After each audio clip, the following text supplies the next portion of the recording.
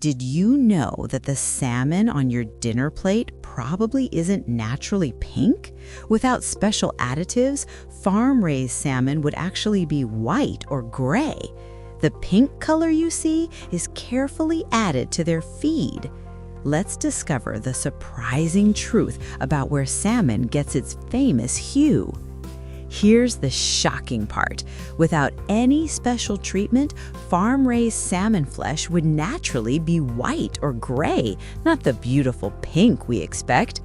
Wild salmon get their pink color by eating shrimp and krill in the ocean, but farm-raised salmon eat processed pellets instead. So farmers have to add something to replicate what nature provides in the wild. That secret ingredient is called astaxanthin, a natural pigment found in krill and algae.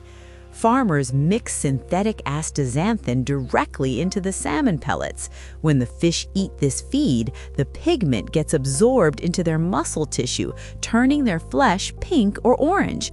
It's the same compound that makes flamingos pink and carrots orange. The cost is staggering.